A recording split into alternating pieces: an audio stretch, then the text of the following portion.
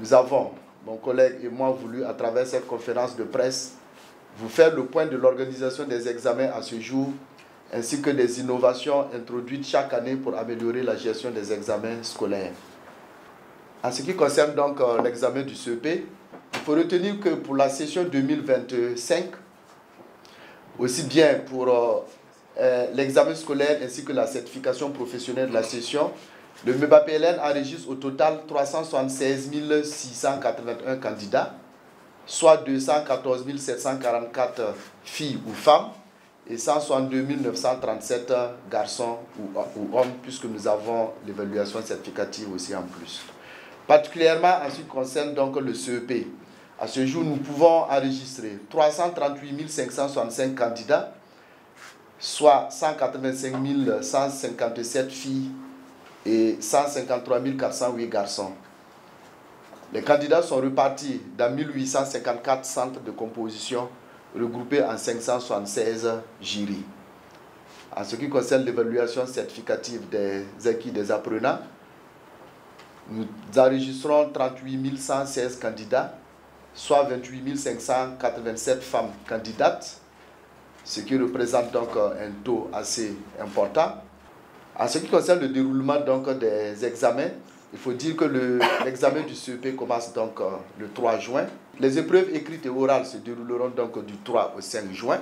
La convocation du secrétariat est prévue pour le 5 juin, la phase de correction du 9 au 12 juin et la délibération interviendra à partir du 14 juin.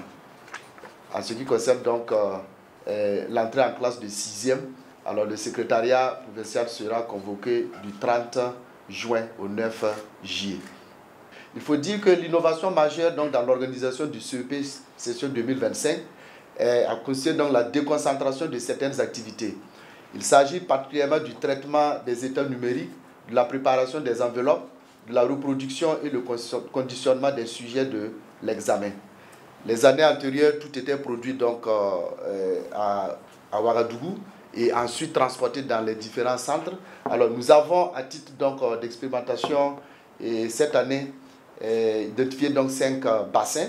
Cette innovation, il faut le dire, a permis de rapprocher les lieux de production donc, des épreuves, de mieux sécuriser le processus, de réduire les risques logistiques et d'assurer une plus grande donc, réactivité. Dans chaque bassin, la reproduction des épreuves se fait localement en version papier uniquement. Aucune épreuve n'est portée au tableau. C'est une avancée significative pour la session donc, de 2025 aussi. Alors, on peut noter d'autres innovations importantes aussi. Il s'agit entre autres, par exemple, la publication des listes des acteurs intervenant dans l'organisation et l'administration des épreuves depuis donc, le 31 mars. Ce fut une innovation majeure. Nous avons la reproduction de toutes les épreuves. Et aucune épreuve donc, ne sera portée au tableau au cours donc, de cette session. Ça, c'est une autre innovation parce qu'avant, vous avez un certain nombre d'épreuves qui étaient portées au tableau et parfois c'est source d'erreurs, c'est mal recopié et ça pénalise un peu les questions donc, de chance pour certains candidats.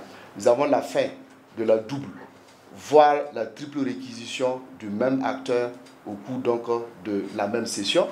Et enfin, la réouverture des centres autrefois fermés. Dans ce travail d'organisation des examens, nous bénéficions également de la coopération et de la collaboration des forces de défense et de sécurité. Dans les zones où la menace sécuritaire est forte, nous avons pu compter sur un appui déterminant de nos vaillantes forces combattantes que sont les FDS et les VDP. Grâce à leur mobilisation, les épreuves, les équipements et les personnels sont acheminés de façon sécurisée, les centres d'examen sont protégés et les convois sont escortés. Cette coopération intersectorielle ou interministérielle est le reflet d'une volonté commune, faire de l'éducation un espace inviolable de paix et de résilience. Au sein de notre ministère, c'est-à-dire à savoir le ministère de l'enseignement secondaire et de la formation professionnelle et technique, il s'agit de 8 examens scolaires et professionnels. Les épreuves sportives ont été lancées déjà le 5 mai et pour le brevet d'études du premier cycle. Et ensuite, le 17 mai, nous avons lancé pour les CAP et le BEP. Et le 22 mai, nous avons lancé les épreuves sportives du baccalauréat qui vont s'achever le 31 mai. En ce qui concerne les épreuves écrites, le programme est le suivant. Pour le BEPC, ça va du 3 au 13 juin. Le BEP, le brevet d'études professionnelles, ça va du 3 au 7 juin. Et ce sont les mêmes dates du 3 au 7 juin pour le CAP. Ensuite, interviendra les différents baccalauréats qui vont avoir lieu du 24 juin au 8 juillet. Et c'est à l'issue des résultats de ces baccalauréats que les admis vont aller à l'immersion patriotique obligatoire. Donc, ensuite, nous avons aussi les certifications professionnelles. Donc, le CQP démarrera le 1er juillet, le BQP le 22, le 23 juillet, le BPT le 2, le 3 septembre et le BPTS le 16 et le 17 septembre. Pour ces examens, pour le brevet, le BEPC, nous avons enregistré 206 136 candidats, dont 122 982 filles et 83 154 garçons. Et ces 206 000 candidats seront répartis en 732 jurys et 655 centres. Pour le BEP et le CAP, nous avons enregistré un total de 26 630 candidats. Le nombre de jurys est de 124 répartis dans 21 centres. Pour le baccalauréat 2025, nous avons enregistré 112 868 inscrits, répartis en 60 362 filles et 52 506 garçons.